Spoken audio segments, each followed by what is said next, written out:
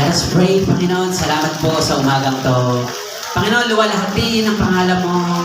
Come on, church, sa umagang to, iyo pong papurihan, pasalamatan ng ating Panginoon sa pagbanggit ka po ng mabubuting bagay sa Kanya sa umagang to.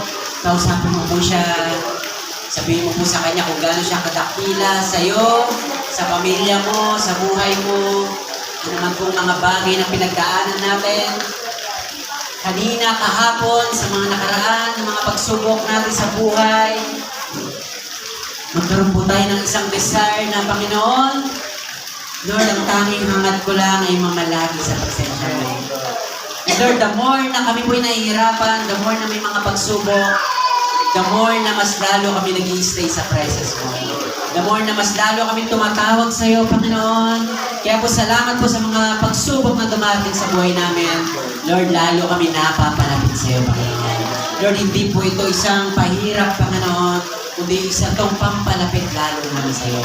Kaya po patuloy na sa iyo kami umasa, magtiwala, Panginoon, sa bawat isa sa amin. Lahat po kami may kanya-kanya pinagdadaanan. Pero Lord, we know sa umagang to that your word has a powerful, Lord, meaning to our lives, Panginoon. Lord, yung salita mo, Lord, na kayang pasukin ang puso namin.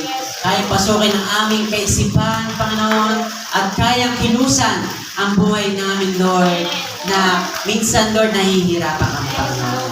At Lord, sa panahon din po ng aming kagalakan, patuloy na ikaw pa rin, Lord, ang aming, Lord, kasama, Panginoon. Yung pareho lang, Panginoon, kapag kami nalulungkot at masaya, Lord, ikaw pa rin ang nais namin. Kaya po sa bawat isa na dito sa lugar na ito, Panginoon, pinagpala mo na sa umagang ko. Bawat isa po dito, Panginoon, na nasa lugar na ito, may maganda kang gagawin, Panginoon. At simula pa po kanina, habang kami umaawit, kumikilos ka na po, Panginoon. Lahat po kami, may mga panalangin personally, and as our Lord, hear and hear your word, O God. Lord, sinasagot mo na po yung mga panalangin. Kaya po, Lord, ma-enjoy namin ang umagang to, ang araw na to, Panginoon, because this is the day that the Lord has made to every one of us, Panginoon. And this is not just Lord's Day, family, but this is all about Family Day. It's all about our relationship to God and the relationship to His people. Salamat po, Ama, sa Christ in your family. Continue to bless each every one of us, our bishop, pastora, all the pastors and leaders ng Christ in your family. Kami po'y nagpipray din sa umaga, nakiki-intercede, O God, sa mga ongoing Sunday worship po na mga gawain ng Christ in you. Kayo po ang siyang kumilos, Panginoon. Salamat po. We're giving back all the glory, honor. Praises belongs to you. This is our prayer. Lahat po ng anak ng Diyos, magsabi ng malakas na Amen and Amen. Sige po, the best man po sa ating Diyos na buhay. At maupo po tayo sa presensya po ng ating Panginoong Jesus.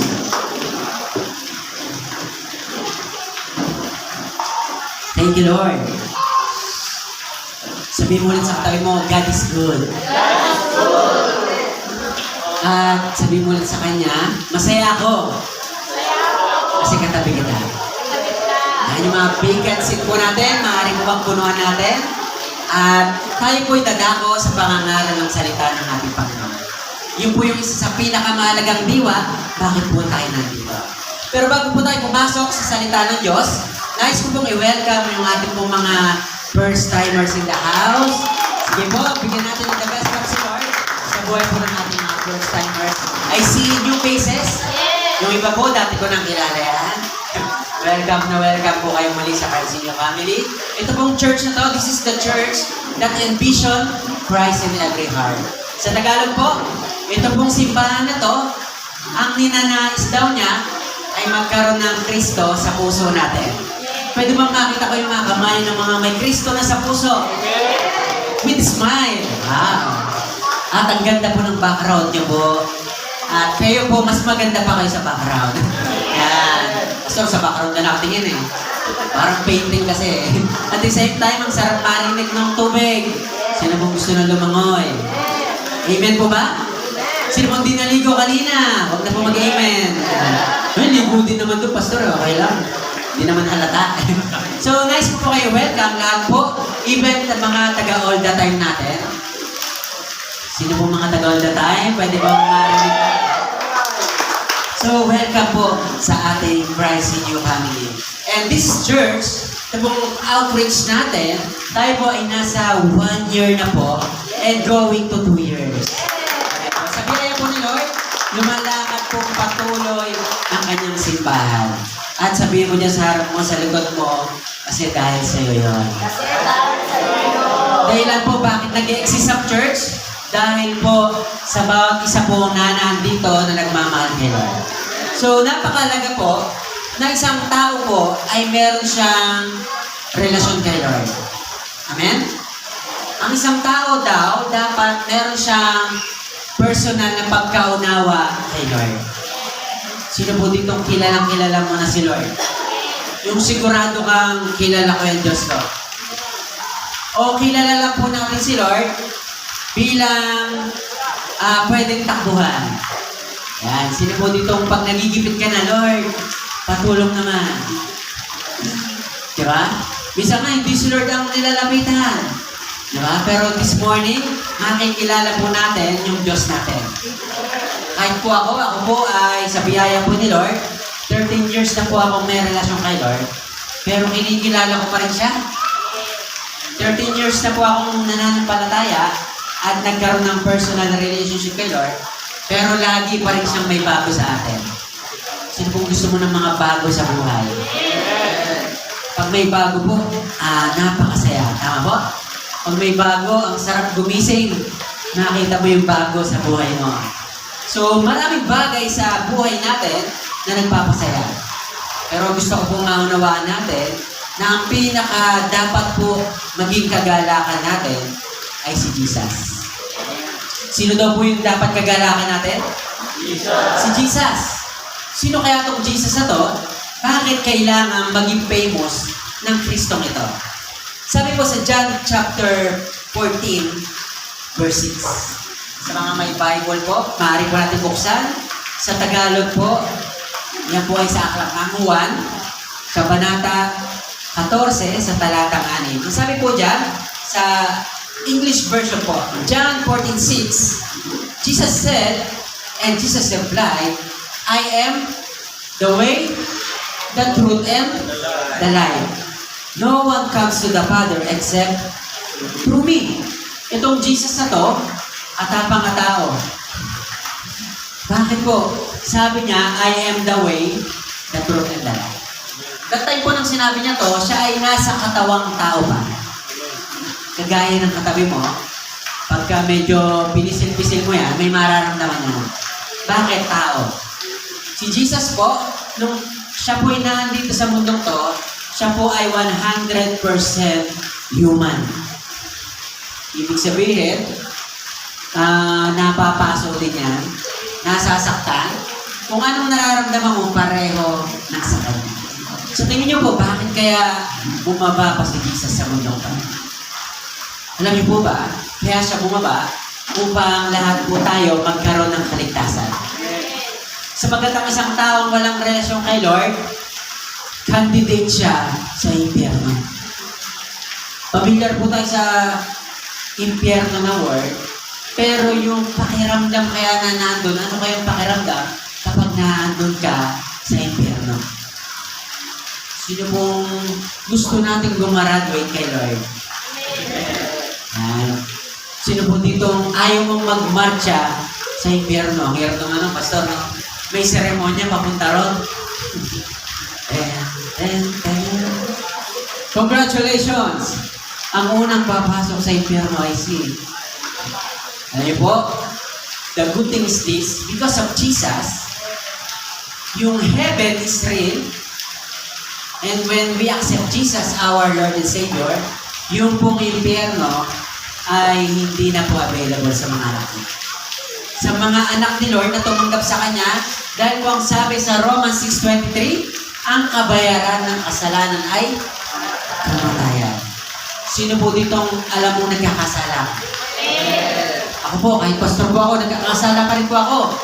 Pag sinabi ko po sa umagang to na ako ang pinaka-poging lalaki rito, kasalanan na po yun. Bakit? Sa isip ko yung mga lalaki dyan, di ba ba? Pastor, mas pogi ako sa inyo konti. Lamang lang po ako kasi ako po may hawak ng mic. Biro lang po. So, napakalaga po na ang isang tao, dahil siya'y makasalanan, siya ay merong kamatayan na dadaanan. At ang Bible, pag sinabing kamatayan, yan po yung eternal separation from the Lord. Normal lang marinig yung death, Tagalog yung pastor, patay. Pero hindi po. Pag sinabing death, eternal separation from the Lord. Kung ikaw po nandito, pag tumatawag ka kay Lord, nararamdaman niyo po si Lord, tama ba? Umiiyak pa nga tayo. Pero ito raw, kapag hindi ka nagkaroon ng relasyon kay Lord, kahit anong iyak mo, pag nasa impyerno na, hindi ka na maririnig ni Lord. At ang maganda po rito, sabi ron, for the wages of sin is death, sa Tagalog, kabayaran ng kasalanan ay kamatayan. Ngunit, ito po yung maganda doon. Ngunit, ang kaloob ng Diyos ay buhay na walang hanggan. Sabi po rito, kay Kristo Jesus na ating Panginoon. Kanino daw po merong buhay na walang hanggan? Kay Kristo Jesus na ating Panginoon. Totoo po ba maraming tao kilala ang pangalan ni Jesus? Tumatawag kay Jesus. Pero alam niyo po ba, hindi lahat ng tumatawag kay Jesus ay kinikilala siyang Panginoon. Sabi kasi rito, kay Kristo Jesus na ating Panginoon. Pag sinabi mong Panginoon, siya po yung ating supreme authority. Pwede mong sabay-sabay natin sabihin, supreme authority. Pag sinabing supreme authority, pinakamataas. Wala nang mas mataas pa sa Kanya. Kundi siya lang. Tawag po niyang Panginoon.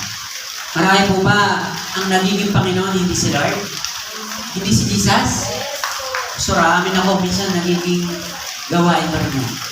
So, hindi natin namamalayan at some point of our lives, may po ba si Lord, minsan nagiging second. Tama? Nagiging third. O minsan nahuhuli pa. Pero ang maganda po sa umagang to, maunawaan natin na dapat siya po ang ating top priority. Because the Bible said in John chapter 14 verse 6, He is the way, the truth, and the life. At ang sabi diyan, no one comes to the Father except through me. So, ibig sabihin, walang eternal life kung hindi ka dadaan kay Jesus. Malinaw po? Ang nakakalungkot po rito, dahil po na ating binanggit, na si Jesus, hindi siya Diyos sa ibang mga tao. Maaaring naging tao siya, pero hindi siya kailanman naging tao na magpakailanman.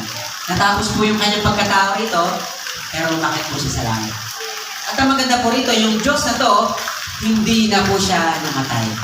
Minsan lang siya namatay, pero kailanman, hindi na po siya namatay. Pwede bang bigyan natin ng the best clap? Yung Diyos po na buhay natin sa umagang to. Amen po?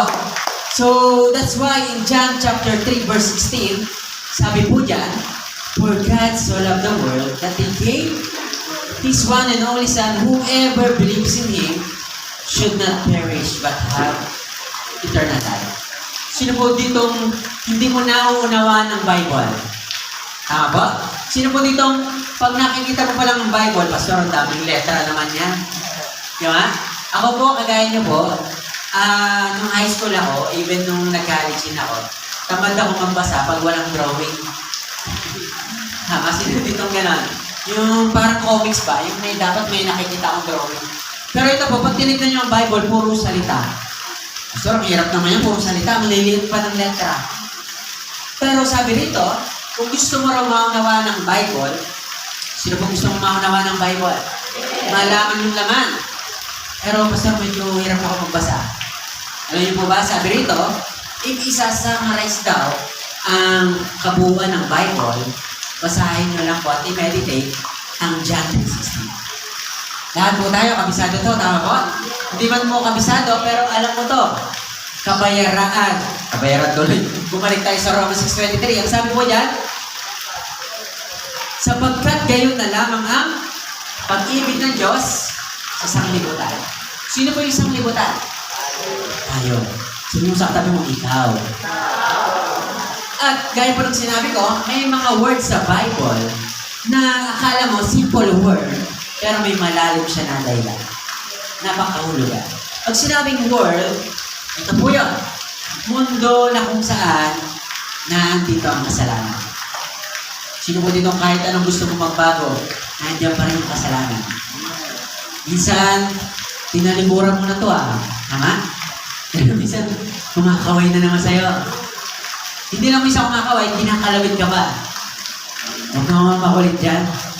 Nakikinig ako kay Pastor Tama? Ang kasalanan, akala mo umalis na, pero minsan nandiyan pa yan. Tama? Minsan nakatingin ka kay Pastor, baka tumagos na yung, yung mata mo Bakit? May iniisip ka na hindi kalooban mo. Tawag dyan mundo. Ibig sabihin na andito ang mga kasalanan. Pero sabi ng Bible, ganoon kamahal ni Lord ang mundo. Sino pong na-appreciate mo yung pagmamahal sa inyo? Sabi po rito, sapagkat kayo na lamang ang pag-ibig ng Diyos sa sanglibutan, kaya ibinigay niya ang bugtong na anak na si Jesus. Sabi po dyan, sa sino mang sumampalataya sa Kanya ay hindi mapapahamak, kundi magkakaroon ng buhay na wala. At ang sabi rito, it is the heart of the Bible. So yung John 3:16, for God so loved the world that He gave His one and only Son. Meditate lang po natin, no?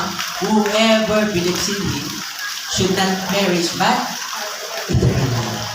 So pag na-meditate mo yan, kung gaano kabuti si Lord sa buhay mo, yan po yung heart of the Bible.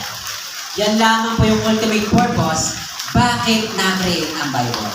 Ang sabi po sa verse 17, for God did not send His Son into the world to condemn to the world, but in order that the world might be saved through Him.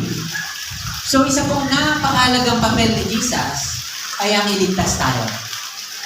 Kung walang Jesus, lahat po tayo, walang say-say itong ginagawa natin. Kahit anong tawag natin sa Diyos, kung walang Jesus na bumaba, walang Jesus na napako sa krus, layo po ba lahat tayo ang impyerno? Because the Bible said, everything falls short to the glory of God. Wala talagang karapat-dapat na mapupunta sa langit. So, dahil dyan, because of Jesus, it is very clear He is the only way and the only answer to our salvation. Sabihin nga po natin sabay-sabay, thank you, Jesus. Thank you, Jesus. Isa pa po yung mas malakas, thank you, Jesus. Thank you, Jesus. So, sino ba itong Jesus na to? Jesus is the one who gave His life for us.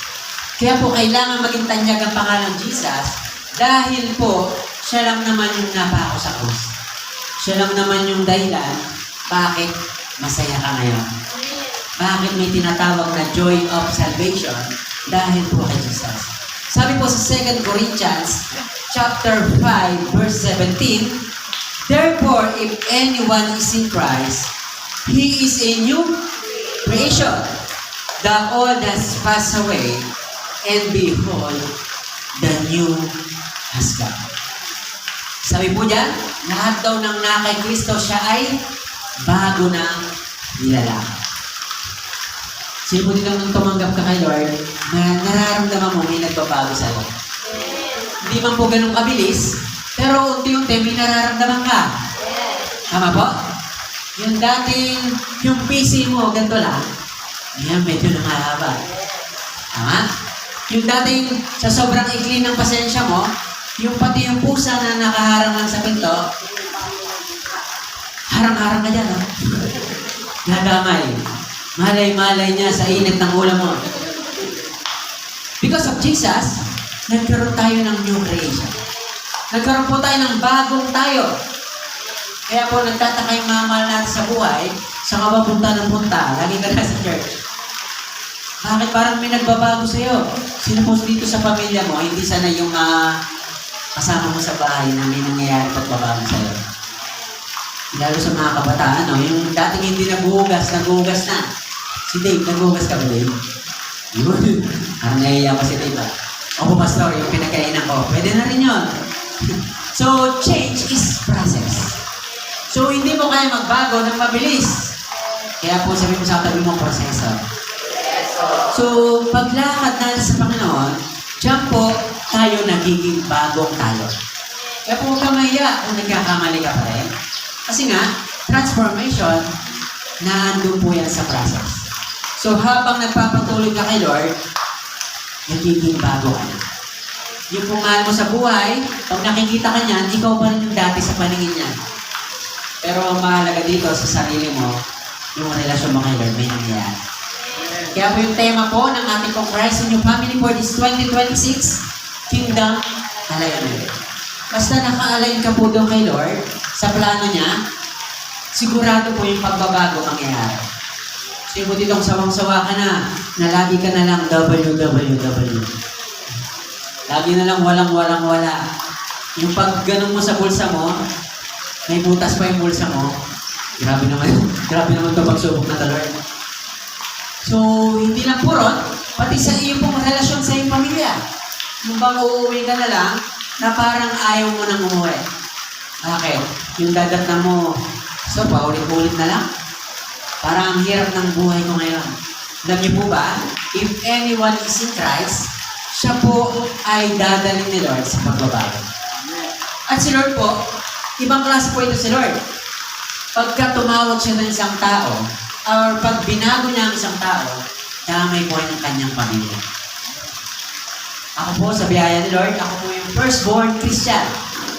Una pong nakakilala kay Lord, unang nagkarelasyon kay Lord, tapos po yung aking mamahal sa buhay, hindi po naniniwala sa aking pagbabago.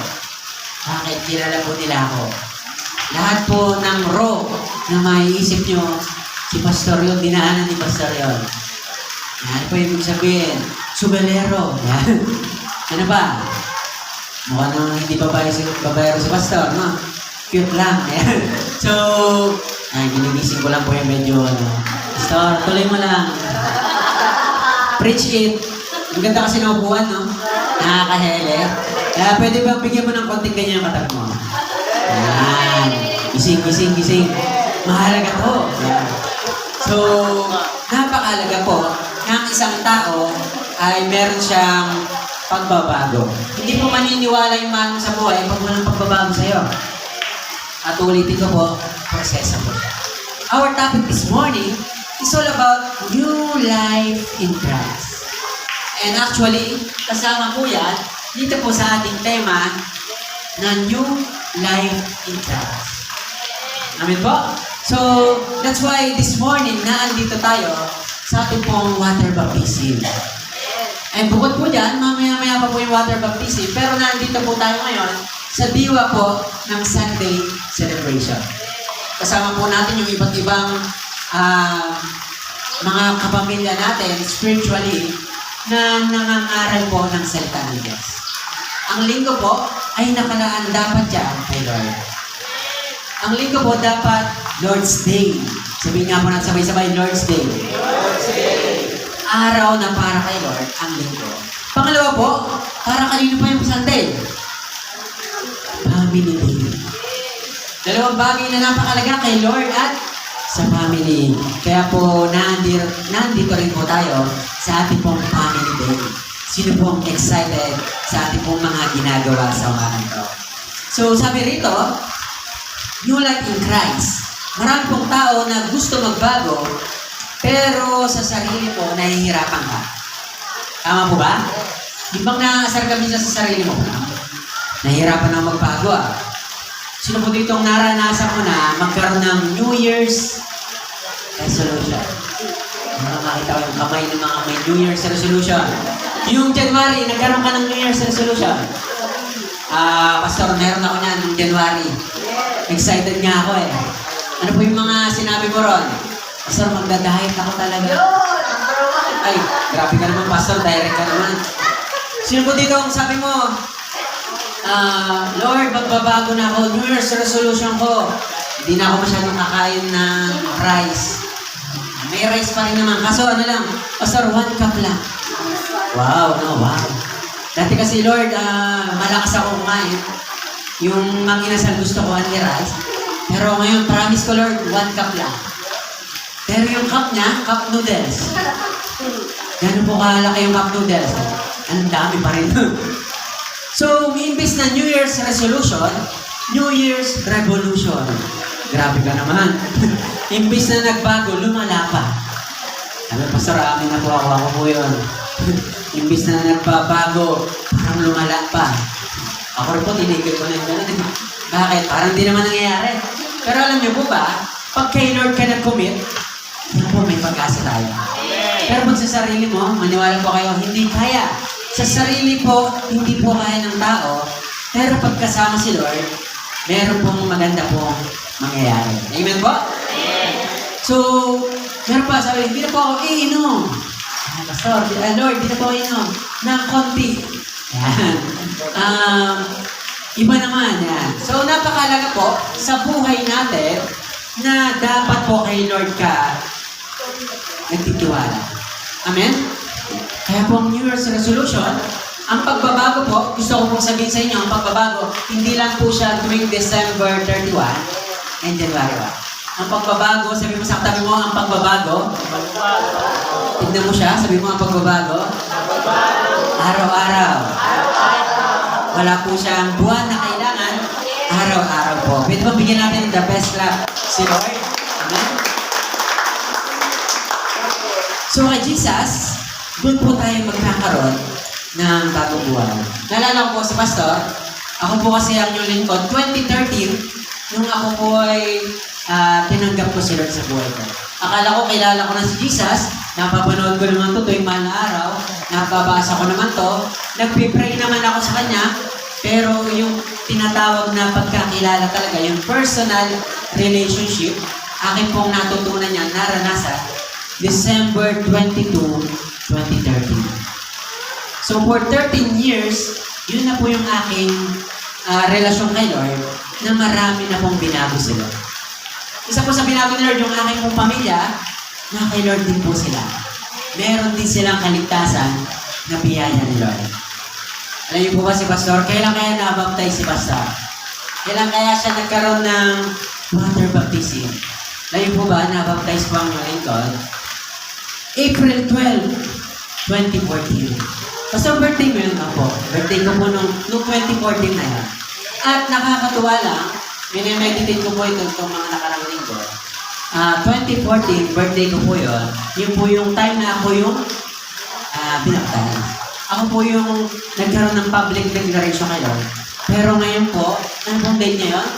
April 12, tayo naman po yung magbabaptize. Kaya po, lahat po ng mga bagay na sa glory ni Lord. Sige po, para kay Lord po ang kapurihan.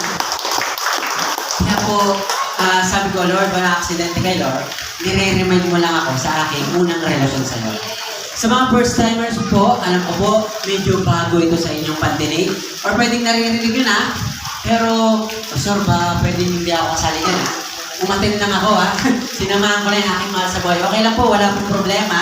Pero nais ko pong, since nandito na rin po kayo, nais po ng inyong lingkod, na magkaroon din po tayo ng kaalaman patungkol po dito. Sino pong gusto mong magkaroon ng personal knowledge kay Lord? Kaya po, even you are first-timer in the house, welcome po kayo. At kinig lang po kayo ng salita ni Lord, sapagkat ang lahat po ng babanggitin natin dito ay galing sa salita ni Lord. Only the Word of God. Kaya po sa umagang to, bago po tayo magpatuloy, tayo po ito mga manalangin sa ating Panginoon. Panginoon, salamat po sa umagang to. Muli, nagpapasalamat kami sa iyong kabutihan sa aming Panginoon. Lord, dalangin po namin sa pagpapatuloy po ng pangangaral ng iyong salita. Lord, mangusap ka sa puso namin. Maging malinaw po sa amin, Lord, ang kahalagahan kung bakit po kami nandito. Lord, hindi po kami lalabas na wala pong nangyayari sa aming puso, sa aming kaisipan, sa aming buhay. At Lord, once when we have relationship to you, our lives will never be the same again. Salamat po, Jesus. Mangusap ka po sa bagong to. This is our prayer. In the mighty name of Jesus we pray. Amen and amen. Thank you, Jesus. Thank you, Lord. Hallelujah. So, sabi po sa Acts chapter 16, verse 31, sabi po sa English, ESV version, and they said, believe in the Lord Jesus, and you will be saved. You and your household will be saved. Kaya po, the moment na ikaw ay tumanggap kay Lord, ang pagkilos ni Lord, kasama po sa iyong buong pamilya. Sa amin po sa pamilya namin, normal po yung nakakarinig po sa amin po, sa pamilya namin dati. Normal po yung malulutong na mura, crunchy, na kayo chichara ng malutong. Ganun po. Tapos sa amin, magkakasama kami sa bahay, pero para kaming naka-dorm. Yung hindi magkakakilala. Bakit? Walang relasyon kay Lord pare-pareho. Pero alam niyo po ba? Sabi kasi ng Bible, sa isang taong tumanggap kay Lord, damay ang pamilya niya. At nung tinanggap ko po si Lord, ako po'y nasa Binangonan, sila po'y nasa Pampanga, pero alam niyo po ba, sabay kami i-journey ni Lord. At yung church po na sinasamba ni mama ko, na nandun, ng pamilya po namin, yun po yung Christ in your family, na kung saan nagbigay din sa atin ng opportunity para po papangyarihin yung panawagan ni Lord sa buhay po natin.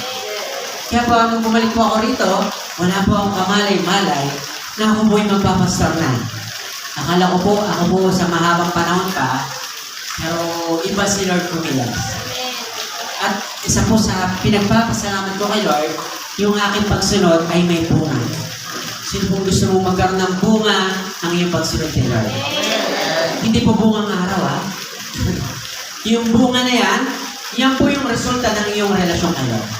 Mapapansin niyo po yan, yung bunga sa iyong buhay ay depende po sa paglalim ng relasyon kay Lord. Kaya pwede po bang sabihin mo ulit sa katabi mo, dapat gumaling tayo kay Lord. Hindi pwedeng hindi tayo lalalim kay Lord sapagkat hindi po makakagalaw si Lord sa buhay natin. Alam po ba yung paglalim natin kay Lord? Yun po yung pagkakataon na binibigyan mo si Lord ng pagkakataon na kumilos sa iyong buhay. Lahat po tayo may tinatawag na free will. Ano po ibig sabihin ng free will? Meron kang power to choose and power to decide. Nasa sayo po kung gusto mong kilalanin si Lord. Sino po dito gusto mong kilalanin si Lord? Na kahit matagal ka na may relasyon sa Kanya, nag-i-expect ka pa rin na makikilala mo ba siya? Yung bang sa maraming paraan nagpapakilala sa'yo si Lord? Sino po dito nagpakilala sa'yo si Lord sa pag-aayos ng relasyon niyo mag-asawa? Nagpakilala sa'yo si Lord sa pamamagitan yung pangarap mong lote, bahay, lupa, binigay ni Lord. Doon siya nagpakilala sa'yo. Grabe, totoo ka pala, Lord. Alam niyo po ba, sa maraming kaparaanan, magpapakilala sa'yo si Lord. At minsan naman po, hindi man sa magandang kaparaanan, minsan sa mga pangit na paraan, na akala natin pangit, doon magpapakilala siya. At to make the long story short, napakalaga po na ikaw ay magkaroon ng iyong pagkaunawa at malalim na relasyon kay Lord. Our main focus this morning is all about baptism. Gaya po ng aking sinabi, ayoko po sanang ituro ito sapagkat ito po sana ay para sa mga ating pong ibabaptize this morning. Pero napakalaga po na makinig tayo sa Diyos. Ang sabi po ni Lord, i-share mo na sa lahat para lahat tayo makapakinig. Para lahat po tayo magkaroon po ng liwanag sa buhay. Marami pong kadiliman sa buhay natin. Marami po tayong pinagdadaanan. Marami po tayong nilalakaran na kahit akala mo maliwanag, nadadapa ka pa rin. Pero si Jesus, the Bible said, I am the light of this world. Sa lahat daw po na lumalakad kasama si Jesus, lalakad siya sa kaliwanagan. At kailanman, ano daw? Hindi na siya lalakad sa kadiliman. Sino po dito pagod ka na sa mga sitwasyon na buhay mo na lagi na lang nasa kadiliman? Lagi na lang puro pagsubok. Pero alam niyo po ba, na kapag kasama natin si Jesus, naandun po tayo sa paglakad sa kaliwanagan. At ang sabi po rito, right teaching to have the right mindset. Napakalaga po na lahat ng ating pumapasok po sa ating kaisipan ay maganda po nasa sala natin.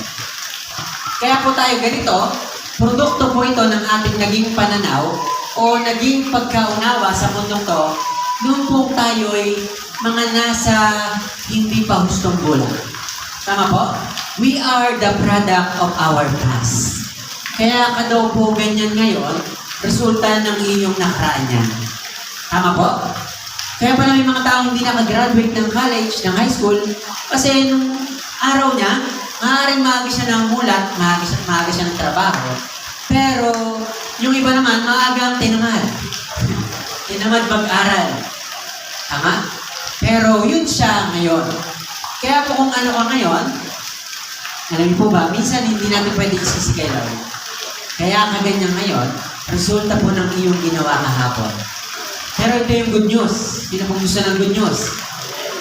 Kung ano daw ka po ngayon, ano daw po ginagawa mo ngayon, yan ka po sa darating na hinaharap.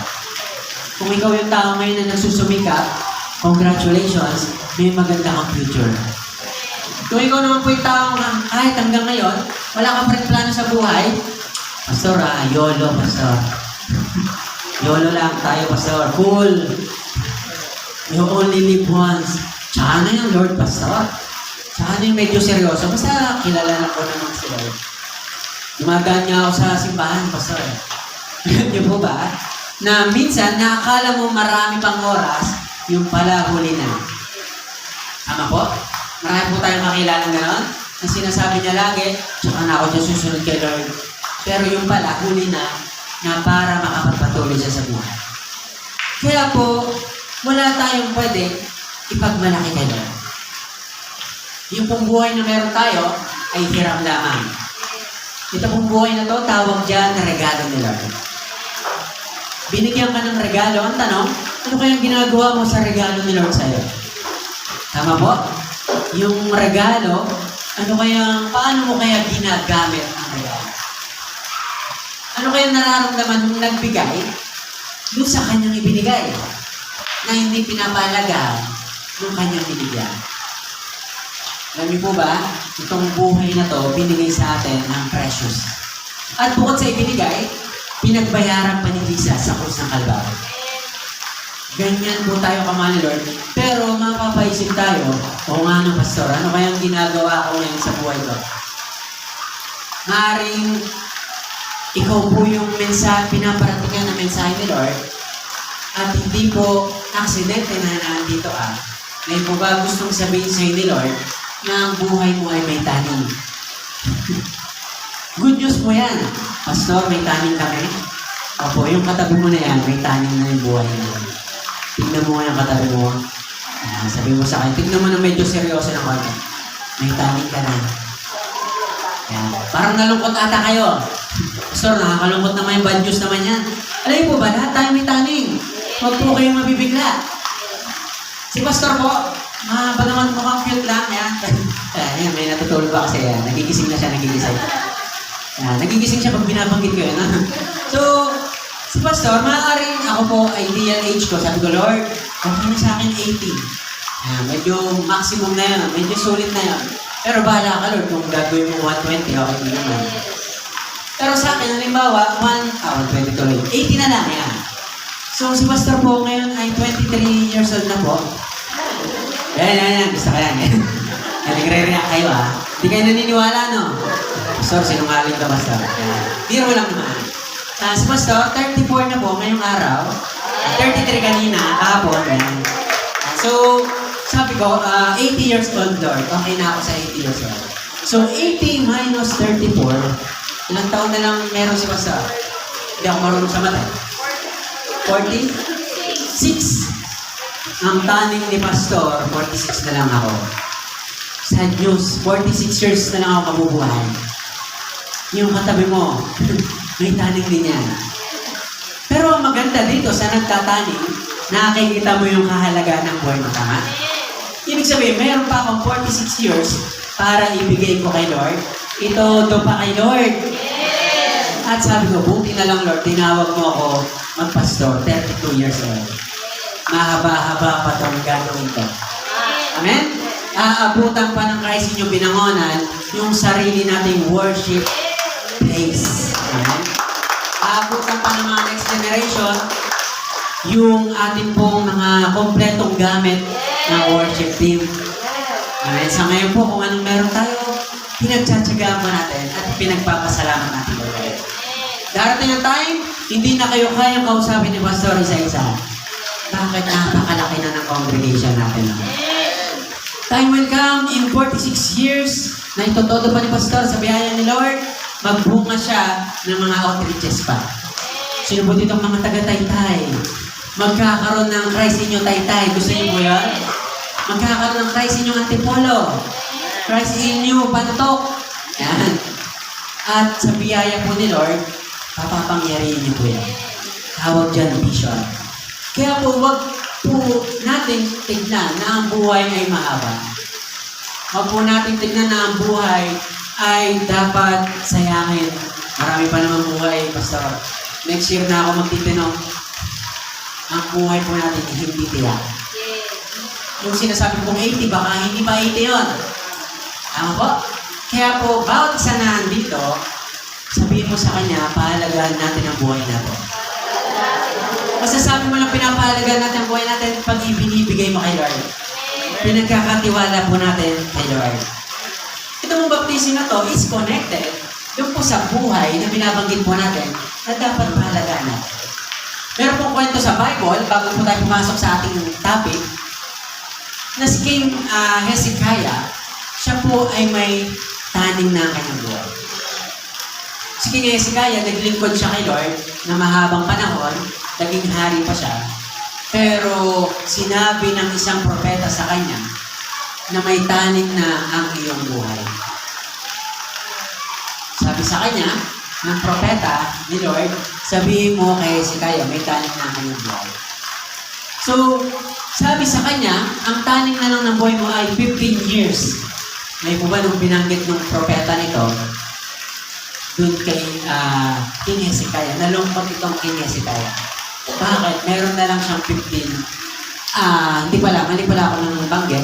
Meron na lang siyang buhay na matatapos na. Patapos na ang kanyang buhay, mamamatay ka na. Yun po yung pagkabanggit sa kanya ng propeta ni Lord. Sabi ay, mag-ready ka na, mamamatay ka na. Nalungkot itong King Hezekiah, nag-deal siya kay Lord. Sabi niya, Lord, nakita mo naman yung pagsunod ko sa'yo, Lord. Nakita mo naman kung gaano kita minahal. Nakita mo naman kung paano ako tumoto sa'yo. Pwede pa lang i-bargain kay Lord yun? Yung pagsunod sa atin. Tawag ko po dyan, investment. Sa bangko, pag nag-invest ka, may mawi-withdraw ka. Subukan mo pumasok sa isang bangko nang wala kang invest at sinabi mo, pahingin pera. Sabi mo sa gwardiya, pahingin pera. Sabi niya sa bangko, ano kayong gagawin sa'yo ng kuya? Nakalag ka rin yung malabas. Wala kang, ano tawag doon? Account? Ano tawag doon? Pastor, alam ng pastor, wala kang baka-account. Nakilord kasi yung baka-account ko eh. So, hindi pwedeng mag-withdraw pag walang investment. Nung wala kang dineposit. Kaya po, napakalaga na ito pong ginagawa natin, deposito ito kay Lord. Alam po ba si King Hezekiah nalungkot? Sabi niya, Lord, nakakita mo naman yung pagsunod ko sa'yo. Gaano ako katapat? Ito lang ba yung buhay ko hanggang dito na lang?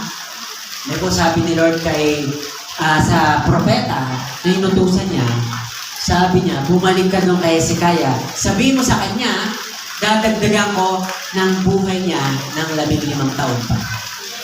Sigurado na mamamatay, pero dahil merong tanim kay Lord, nadugtungan pa ng 15 years. So yun po dito, yung pagsunod mo kay Lord, yan po yung iyong deposito kay Lord. Kaya po huwag kang matatakot na mangangamba, Pastor, baka mamaya lang tawagin na ako ni Lord. Paano niyo po masasabi na ang isang tao ay hindi pa babalik kay Lord? Ngayon po ba, madali mong malalaman yan pag may ginagawa ka pa para kay Lord. Pag ang buhay mo may purpose, nagagamit ka ni Lord, hindi ka agad kukuhain ni Lord.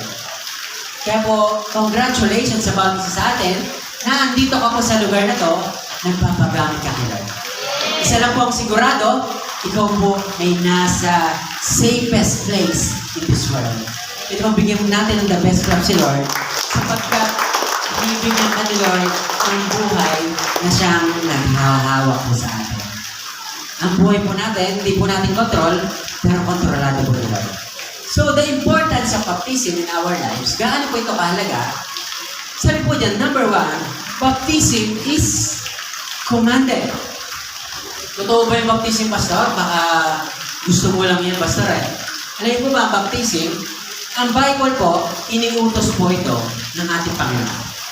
Sabi po dyan, in Matthew 28, verse 18 to 20, sabi po ng verse 18, and Jesus came and said to them, all authority in heaven and on earth has been given to me. Si Jesus po yung nagsasalita rito. Yun daw ang kapamahalaan sa langit at sa lupa, sa mundo, binigay niya sa akin ng Ama. Ito po yung after na napako na siya. Ito po yung nabuhay na siya maguli. Ito na po yung time na aakit na siya ulit sa langit. Ito po yung time na kausap niya yung mga disciple.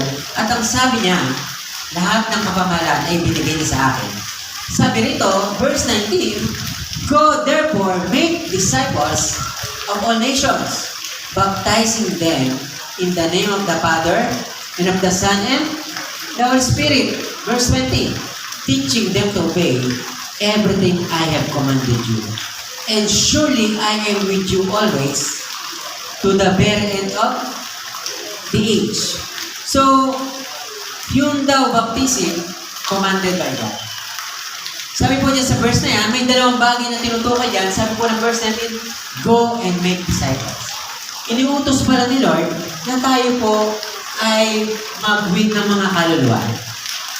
Inuutos pala ni Lord na tayo daw po ay dapat po umaabot ng mga tao upang magkaroon ng relasyon kay Lord. Sino po ditong na-invite ka lang po sa lugar na to?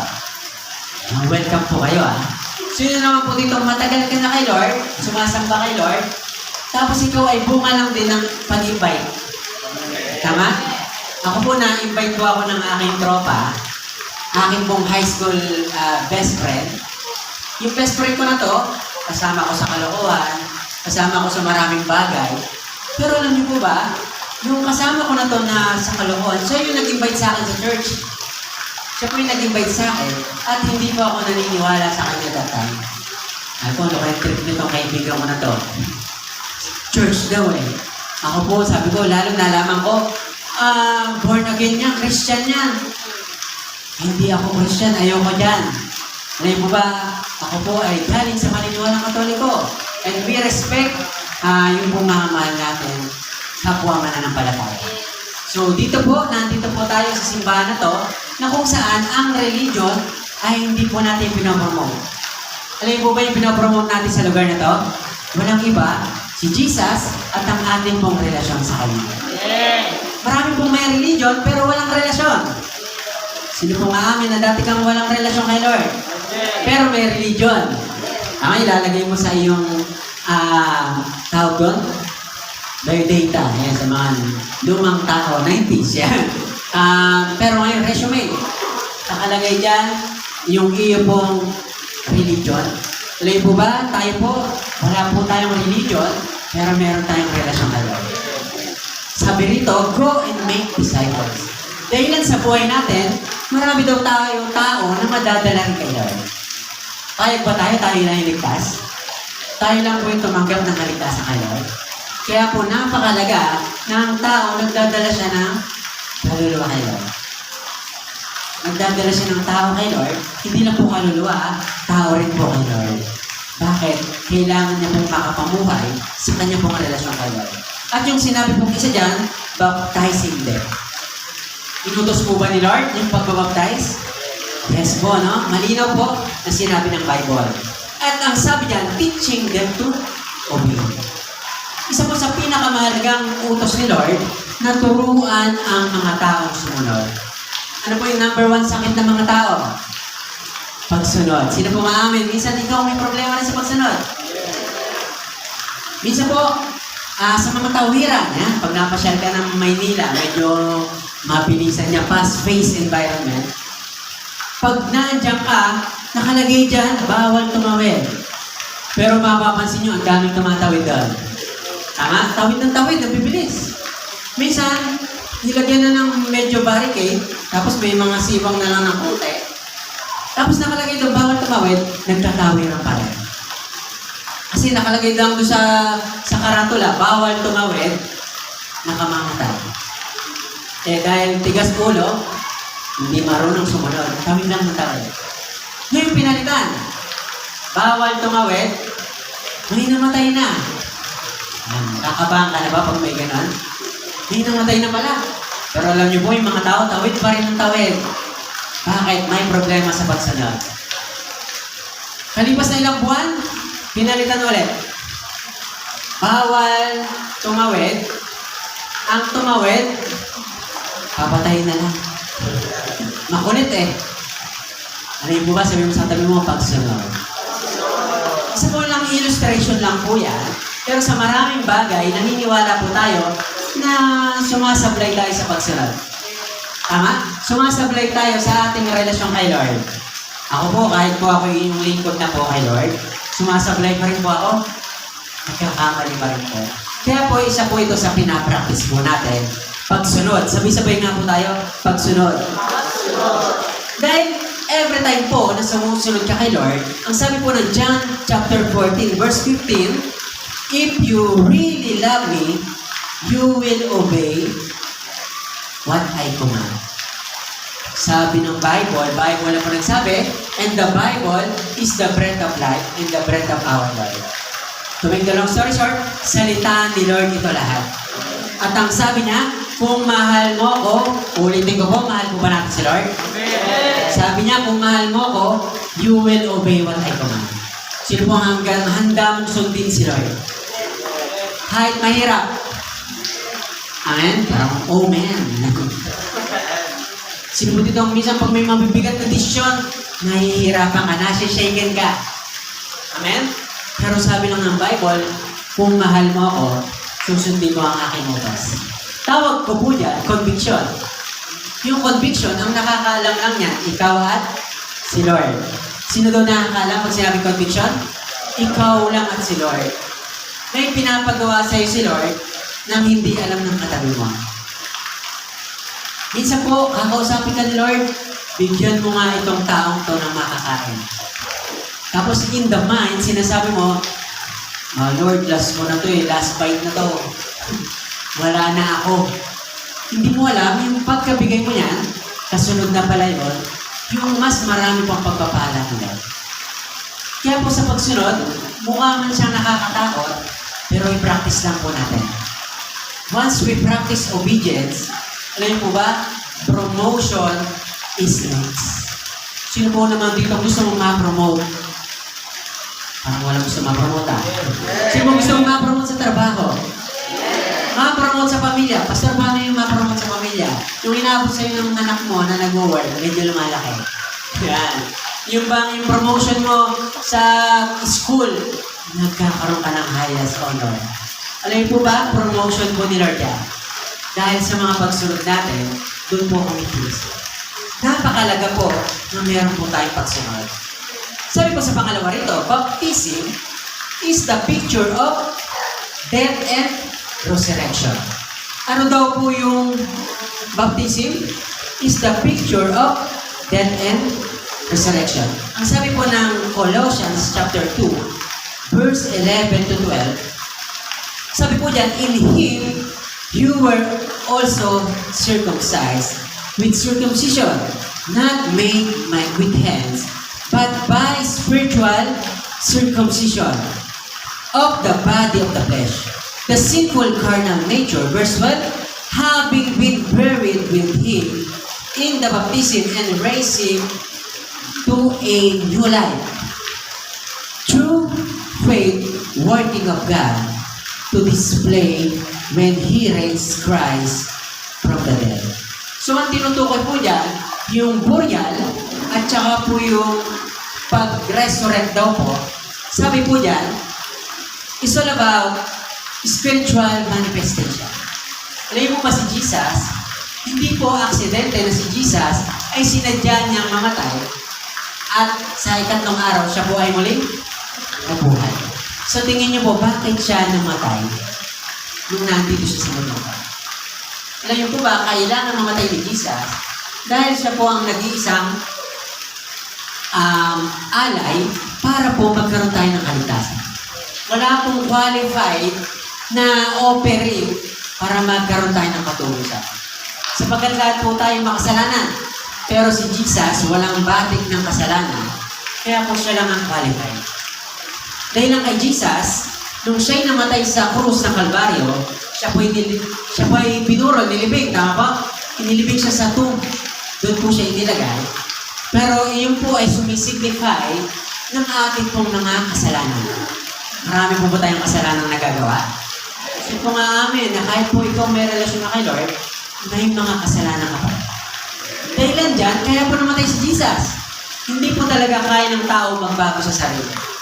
Kaya nga po, new life in Christ, hindi mo kaya sa sarili. Kahit po ang inyong likod, napakalabo na kayanin ko po magbago sa sarili. Kaya po, Jesus died para po sa isahang pagbabayad ng ating mga kasalanan. Kaya po nung namatay si Jesus, lahat po ng kasalanan from the Old Testament and New Testament people, and even sa ating pong kasalukuyan, tinubos po lahat ng dugo ni Kristo yan. Even yung nakikita mo parang ang sama-sama ng taong yon, kasama po yan sa tinubos nila. Marami po ba kayo naiisip pag sinabi masamang tao? Ngayon po ba, minsan sa buhay natin, naging masamang tao rin po tayo. But because of Jesus, who died on the cross, and it's burial na tinatawag na pagkamatay sa kasalanan, and the third days, He rose again. Tawag po niya resurrection. Yung pagbangon ni Jesus sa grave, yun po ay sumisimbolo sa buhay na ganap po sa ating buhay. Kaya po, ang tao, namatay na po si Jesus sa iyong kasalanan. Kaya po, huwag kang malulungkot kapag nakakagawa ka ng kasalanan. Sino po dito minsan yung nagawa mong kasalanan nitong mga nakaraang mabigat? Yung po mga nagawa mong kasalanan, Lord, parang hindi na ako pwedeng pumasok sa langit. Yung po naisip ko minsan yun. Kaya itutuloy ko na lang itong ginagawa kong mali kasi pang-impero na naman ako, Pastor. Alam niyo po ba, hindi po. Once na ikaw ay tumanggap kay Lord, you are forever saved. Once saved, always saved. Sino po dito gusto mo ng kaligtasan galing kay Lord? At once na tinanggap mo yan, meron ka na yan, at hindi mo mawawala yan. So kahit madami mong magawang kasalanan, opo, dahil nga po, tinubos na tayo ni Lord yan. Pero, ang napakalaga pong matandaan natin dyan, kaya ka niligtas ni Lord, para lumakad ka na may katuwiran kay Lord. Yung kung mga kasalanan mo nagagawa, pinatawad ka dyan, pero dapat huwag kang manatili dyan. Dapat po kailangan mong gumawa ng paraan para makaalis po tayo, doon po, tawag po niya sumpa. Sumpa ng kasalanan, sumpa ng mga negative mindset, kailangan po pong lumaya dyan. And resurrection is all about the life in Christ. Yung buhay po, madali pong malalaman ang buhay na kapag wala kay Kristo. Tama po? Ginagawa niya yung gusto niya lang. Yan po yung buhay na walang Kristo. Ginagawa niya yung buhay na wala siyang pakialam. Bahala kayo dyan, basta ako. It's my life. Yan yung kanta mo parang kay Bon Jovi. It's my life. It's now or never. I ain't gonna live forever. Ano? It's my life. O baka minsan ang kanta mo, que sera. Bahala na masira, Pastor. Whatever will be. Masira na masira. Alam niyo po ba, hindi po namatay si Jesus para sa kanyang buhay mo. Gusto ko po sabihin sa inyo, brothers and sisters in Christ, may magandang plano sa Israel. Akala mo lang pangit yung buhay mo, hindi po. Kailangan mo lang umalay kay Lord para maayos kayo. Sino po dito sa umagang to, gusto mo, Lord, umalain sa'yo, gusto ko po umalain sa'yo.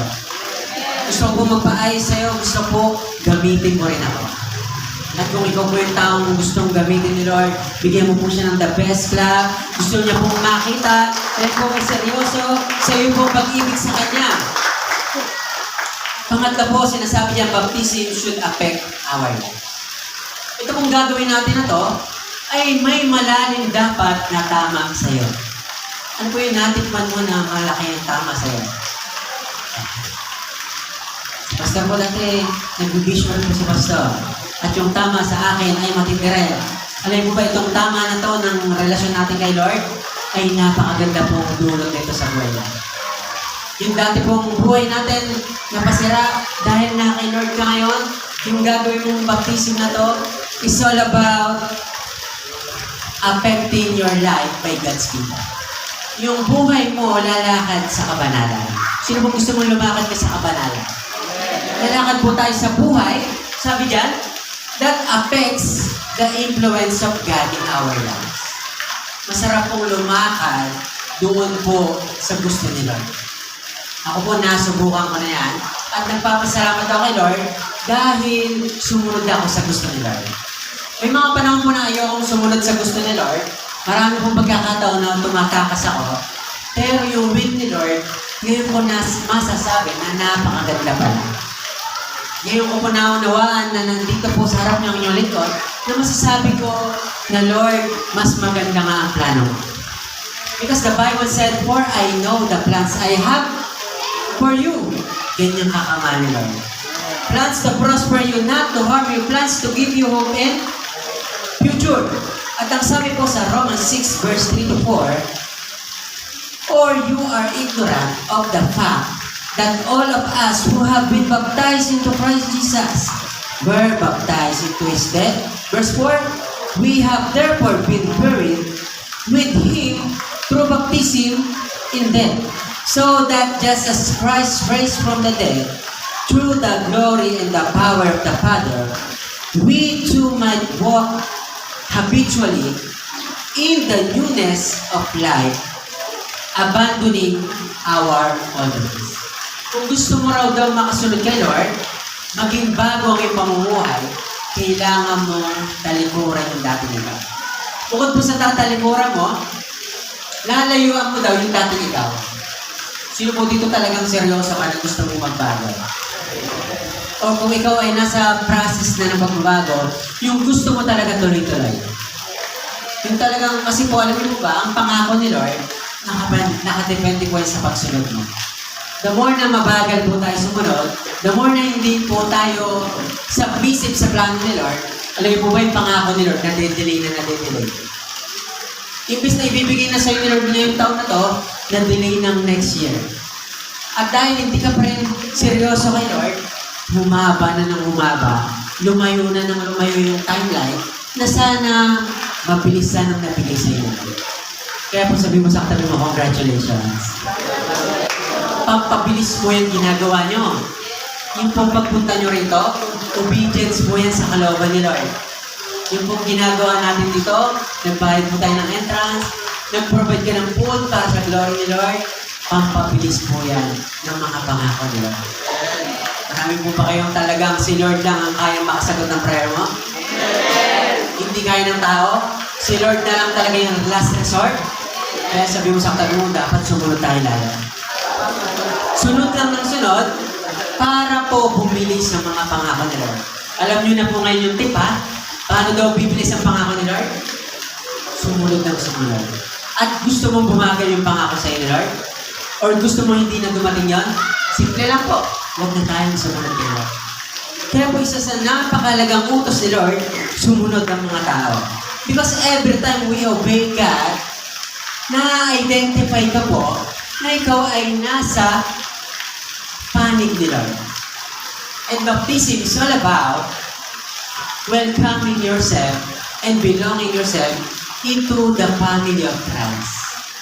Once na ikaw daw yung magpabaptize, you already belong to God's family.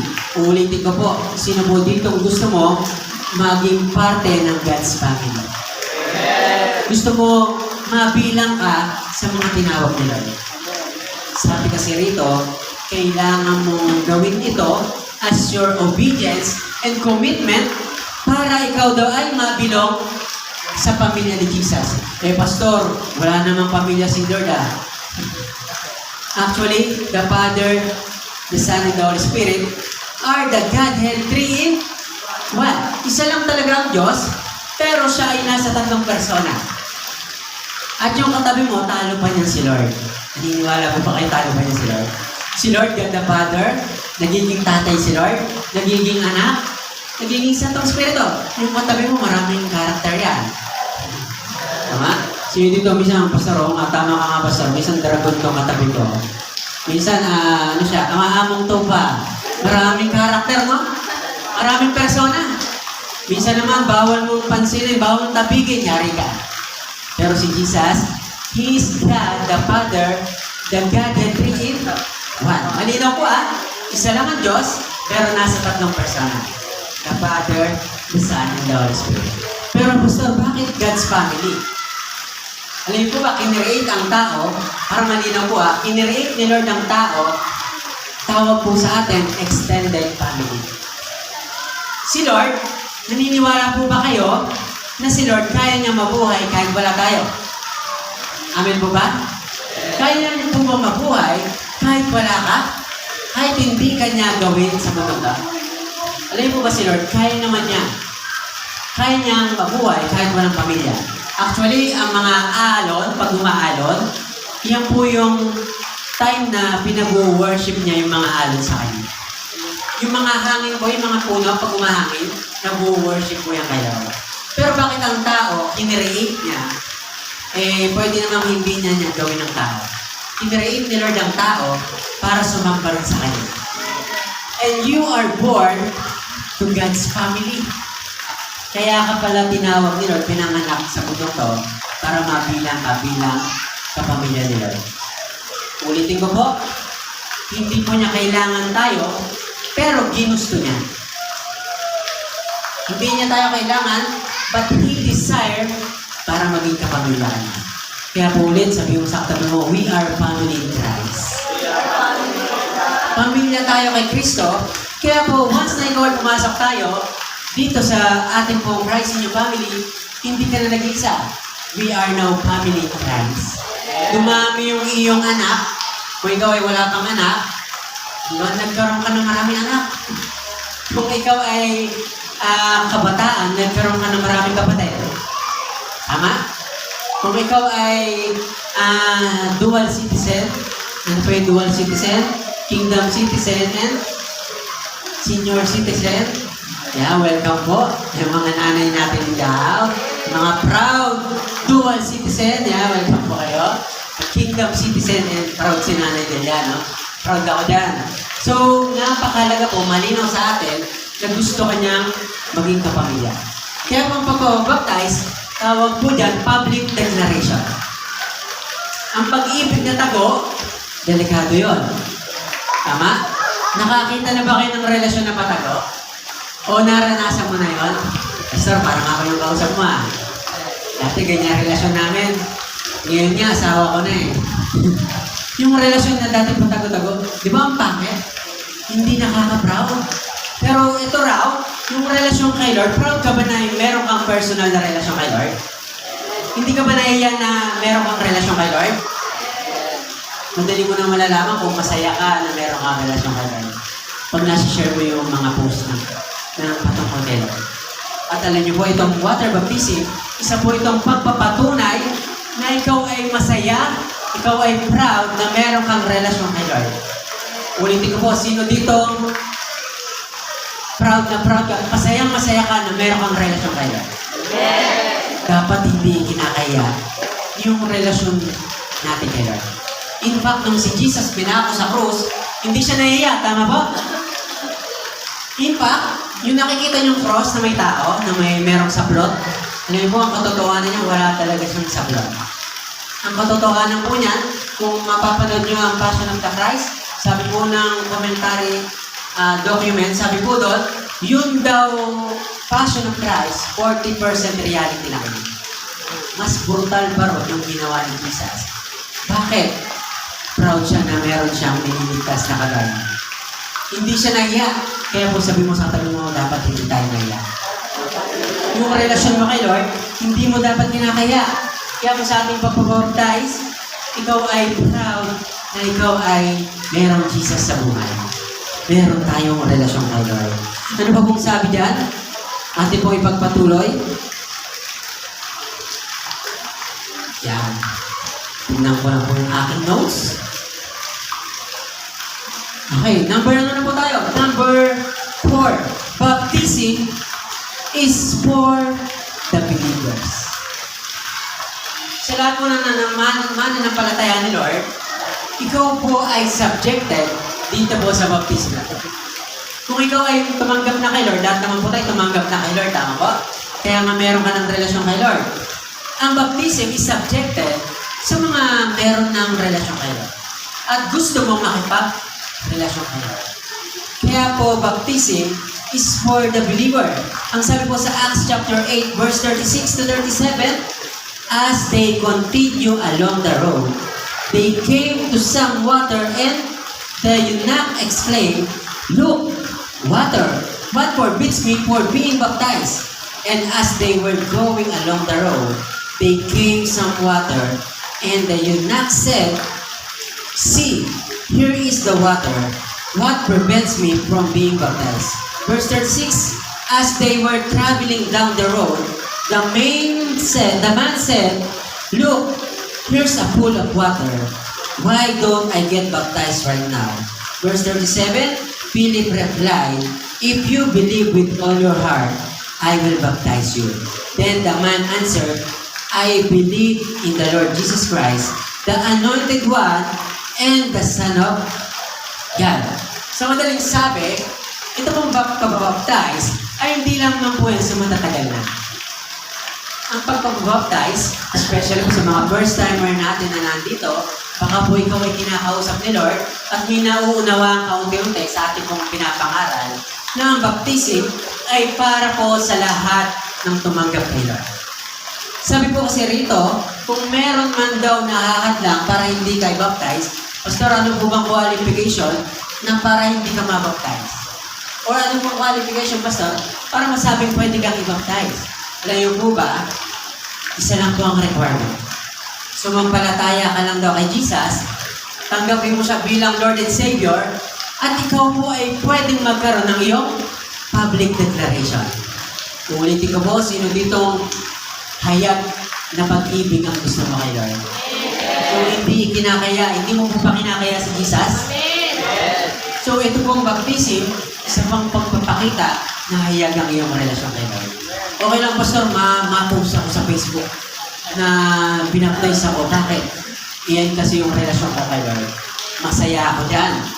At ang sabi rito, sa sino mang tumanggap kay Lord, pwede po sa magpapaptize. Kaya po hindi sa tagal, hindi sa bago ka pa lang, basta once na gusto mong i-recommend ang buhay mo kay Lord, pwede. At hindi lang po ito sa mga bago na mababaptize, even po kahit matagal ka nang nabaptize. Gaya po nang sinabi ko sa inyo, 2013 pa po ako nabaptize. Pero kung ikaw man po ilang taon ka na sumusunod kay Lord, tawag po dyan, recommend.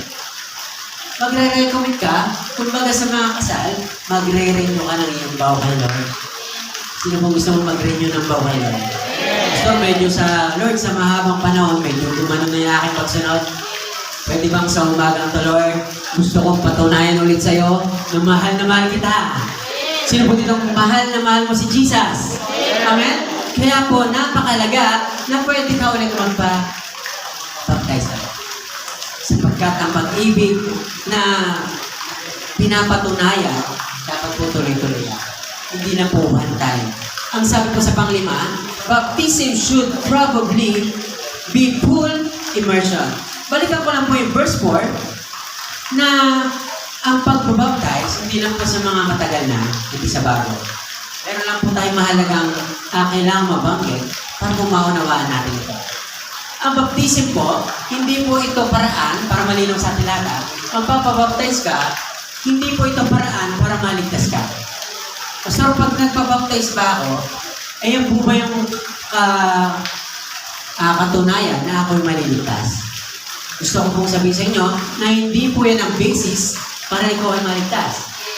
Hindi po yan ang basis para ikaw ay magkaroon ng relasyon kay Lord. Or masasabi natin na hindi ka mapapaham. Alam niyo po ba, baptism, ulitin ko lang po ulit, is just declaring your public love and statement of your faith in Christ. Isa pong matibay na testimony ang baptism na ikaw ay nagmamahal. At hindi po yan ang paraan para maligtas ka. Malinaw po? Naalala niyo po ba nung pinako si Jesus? Meron siyang kasamang napako. Ilan po sila sa krus nun? Tigi-isa silang krus. Hindi po sila tatlo sa krus, ha? Tatlo sila, tapos yung isa tinutuya siya. Ano pong sabi sa kanya ng isa? Kung Diyos ka talaga, sabi, iligtas mo, bumaba ka dyan, iligtas mo ang sarili, sama mo na kami. Demanding, no? Sarap patukan. Nakakapako na, namimiloso po ka. Sino po dito minsan may kasama kang pilosopo? Ayoko niyang born again na yan. Ano yung babalik sa sinapupunan ng nanay? Ano yung born again na yan? Baka ano lang yan, trip-trip lang yan. Maniwala kayo, ito pong sinasabi ko to. Ako po dati yun. Isa po ako sa mga asar ng mga Kristiyano. Kaya yung mga asar dyan, sabi mo sa kanya, ingat ka. Baka maging pastor yan. Yung bang paasar-asar ka, nanunuya ka lang. Yung dating nanunuya, ngayon siya yung nagpipreach ng baptism. Alam niyo po ba, konting background lang po. Dati po, meron po akong pinsan na nagtatricycle driver. Sumasama ako dyan. Umaangkas ako, parang makapag-stroll. Born again siya. Christian siya. May relasyon kaya siya kayo. Share siya ng share. Ako naman di ko pinapansin. Ako sabi ko lang, oo nga, maganda yan, maganda yan. Hindi ko lang tinataniman din ako. Until nagkaroon sila ng ganito pong gawain, sumama ako. Bakit ako sumama? Maraming pagkain. Sino mo pagdating mo rito, namimili ka na ng lalantakan? Ano may bago yan? May biko pa. Ganun po ako. At po, sinasabi ko ako to Nakakita ko daming pagkain. Ay, isa pa po sa nagpahatak sa akin, ba't sumama ako? Swimming. Yan, sino po gusto mo na mag-swimming? Masarap ang pawala ng antok. Sinasagad ko na po ngayon, kasi po dire-diretso na po tayo mamaya. At sino pa pong nag-enjoy sa presensya ni Lord? Pwede ba palakpakan natin muna si Lord ulit? Para magising tayo sa diwa ng ating pong gawain na ito. Sapagkat mahalaga po ito.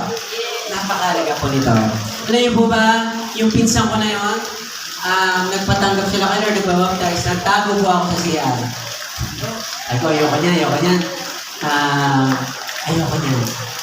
So, pagkalipas po ng mahabang panahon, isa po ako sa nagpapasalamat sa kanya. Siya po yung nagtyaga sa akin. Sabi ko, yung pinagtitripan ka dati, yung pastor na. Sabi ko, kasalanan mo to. Kaka-share mo sa akin. So, hindi mo alam yung ginagawa mo, may magandang resulta yan sa future ng tao sinisarap. Kaya huwag ka magsasama mag-share sa mga tao.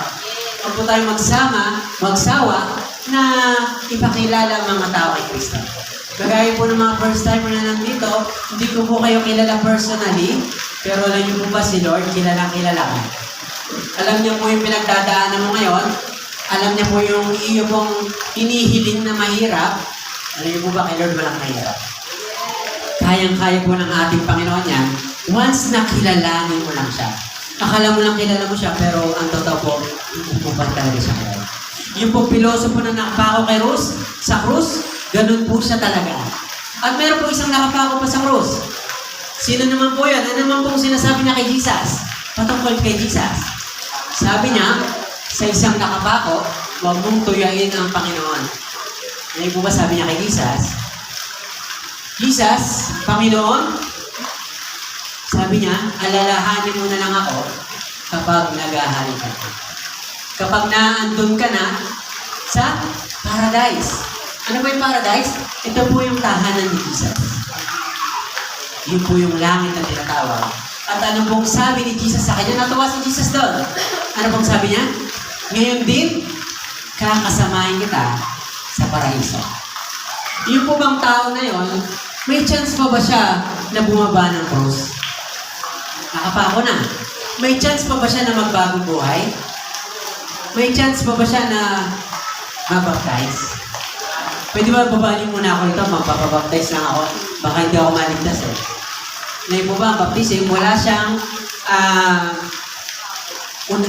connection para ikaw ay maligtas. Hindi siya paraan para maligtas ka, pero may connection siya sa iyong kaligtasan. Sino po dito medyo lumilinaw? Hindi siya paraan para maligtas ka, pero may connection siya sa iyong salvation. Kasi nga po, dahil ikaw ay naligtas, kailangan mo maging masunurin ka. At isa po sa inuutos ng ating Panginoon, sumunod at mag-baptize. Utos po ninyo yan, ni Pastor po ba? Utos ni Lord. Kaya po, doon lang tayo sa gustong ipagawa ni Lord. Doon lang po tayo sa purpose ng bagay na ginagawa po natin ngayon. Number 5, sabi po, baptism should probably be full of immersion. Sino po dito, nung bata ka, nabinyagan ka? Di ba makita ko yung kamay na nabinyag? Nakakita po ako sa Facebook ng pinagkaiba ng bininyagan ng mga batang 90s, 80s, 70s kaysa dun sa bininyagan nitong year 2000. Alam mo ba yung mga bininyagan ng mga late 80s, 70s, yung mga picture nila, nakita niyo yung sinasabi ko? Yung puro stolen pa. Tapos yung sa nakatingin. Pero itong mga millennial babies, grabe, no? Sobrang napaka-bless. May dinedicate po ako nung isang araw, napaka-bongga. May prenup pa. Meron prenup pa tawag doon. Meron pang tinatawag na video para dun sa bata. May photoshoot pa. So, gusto ko pong maunawaan ninyo na merong pinagkaiba ang tinatawag na binyag at dedication, pagtatalaga. Sa English po, baptism and dedication. So, nung bata tayo na familiar po tayo sa word na baptize. Binyag. Yan, nabinyagan ako, pastor, sa ganitong simbahan. Nabinyagan ako sa ganito. Ang sabi po ng Bible, pag sinabing baptism, it's all about knowing na ikaw ay nasa kamalayan, ito po yung gagawin mo, yung pagsisisi sa iyong kasalanan, dahil alam mo ikaw ay makasalanan. Nakagawa ka ng mali, kaya ka magpapabautismo. Ibig sabihin, ipabaptize ka na meron kang personal knowledge, kaya pinapaliwanag natin, para pag ikaw ay binaptize, malinaw sa'yo na ikaw ay ilulubog o ililibing sa iyong lumang buhay, sa iyong kasalanan, at pag-ahon mo, magkakaroon ka ng bagong buhay kay Kristo. Tawag po niyang baptism. Ikaw ay nasa hustong gulang, nasa hustong kamalayan, alam mo na yung naunawaan mo, at ikaw ay magpapabaptize. Pero tanong ko po sa inyo, nung bata kayo, alam niyo po ba na binaptize kayo? Na bininyaga ka? Alam niyo po ba na ikaw ay yung binubusan ka ng tubig sa ulo? Tama po? Hindi po tayo naninira or nagbabanggit ng masira ng ibang religion o paniniwala. Pero mahalaga po na maunawaan natin kung anong sinasabi ng Bible. The Word of God is the truth. Amen? Kaya po, sinasabi natin to kasi po ito yung nabasa na pag-aralan na ninyo pong ito. Na ang baptism, ito po ay paglubog. Ulitin ko po yung dedication para po sa mga bata na gustong italaga ang buhay para kay Lord. Yung magulang, itatalaga yung anak nila kay Lord. Pero yung baptism, pagtatalaga ng iyong buhay, personal kay Lord. Ikaw na mismo, may power ka na mamili. Meron ka ng kamalayan para magpabaptize or ayaw na. So, baptism should probably full of immersion.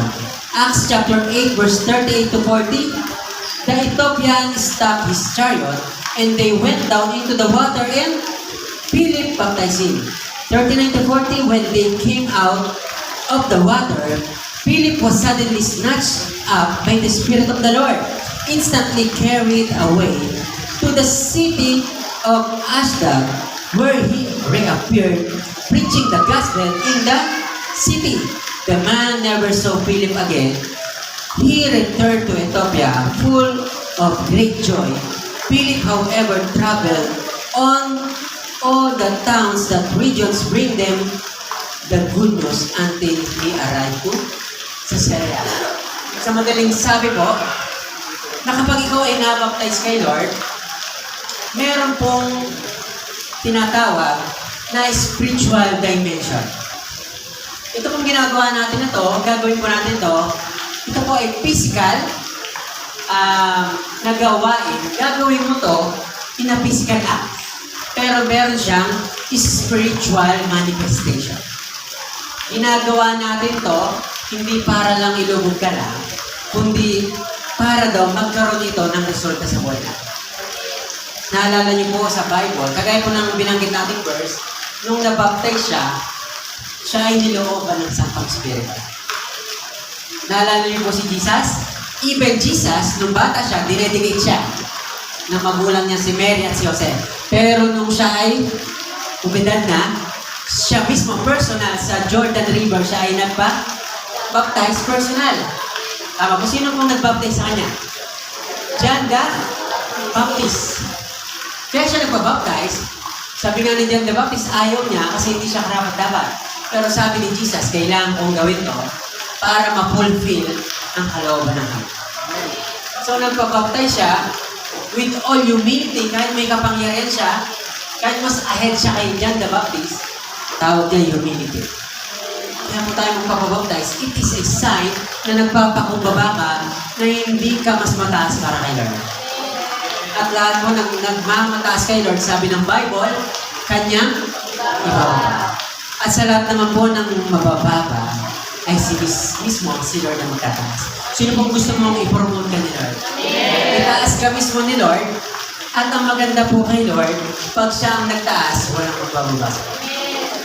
Kahit anong pagpapapangit sa'yo, hindi ka papangit. Bakit? Si Lord ang nagpaganda sa'yo. Si Lord ang gumawa ng magandang testimony ng ating buhay. Kaya ka po ilulubog. Ulitin ko po, sabi kasi ng Bible, immerse. Bible na po nagsabi na kapag libing, imagine nyo to ay yung paglilibing, ano pong ginagawa pa naglilibing ng patay? Naguhukay, tapos ano daw? Gano'ng kalalim yung hukay? 6 feet below the ground. So lahat tayo, pupunta rin doon, one of these days. Pero di tayo mamadali. Yan. Pero yung ililibing, ang gagawin sa kanya, tatabunan ng lupa. Pastor, ba't ang lalim naman? Para hindi umamoy. So kagaya po ng baptism na ito, yung paglulubog na ito, it is burial, sabi po ng Bible, ililibing ka sa dating ito. Sino po dito gusto mong makalaya sa dating ito? Hanggang ngayon, minsan umahalibig pa rin sa'yo. Pastor, gusto ko na talaga magbago, kaso ang hirap. Pastor, gusto ko nang tigilan tong vision to, pero nakatry ko pa rin. Ngayon po ba itong baptism na to, it is an opportunity para talagang ibaon mo yung iyong dating buhay para hindi na siya sumunod sa'yo. Sino pong gusto mong ibaon yung dating ikaw? Yung dating mong identity. Tama? Kung ako po ay sasabihin ko dating identity, marami po. Pero naniniwala po ako sa biyaya ni Lord at ang aking resulta ng baptism, wala na po yung dating identity ko. Hindi na po mapaka sa biyaya po ni Lord, sa kabutihan niya lang, kaya po bagong identity na po ang meron tayo. Ano po yung identity na yun? Identified in Christ Jesus. Na kapag nakita niyo si Pastor, hindi po si Pastor yung Edwin na makikita niyo, kundi si Lord. Kaya po nagpapasalamat ako sa inyo, especially dito sa ating mga leaders, mas ahead kayo sa akin ng edad, pero yung respect, binibigay niyo po. Bakit? Identified in Christ. Kung ako hindi identified kay Christ, ako ay tambay lang, maniniwala po ba kayo? Mukhang masipa pa ako ni Tito Renan. Chubi. Sino ka ba? Kagaya po ng isa pang example. Gusto niyo po ng example? Kagaya po ng isang traffic enforcer, pag hindi naka-uniform yan, ano po mangyayari niya pag gumano siya sa truck? Yari ka, diretsuhin ka ng truck. Pero once na naka-uniform yan, gumano siya yan, aba, todo pre na yung truck. Sino po gusto mo sa umagang ito, ma-identify ka kay Christ? Sino po dito pag nakita ang buhay mo, may Kristo ko sa buhay?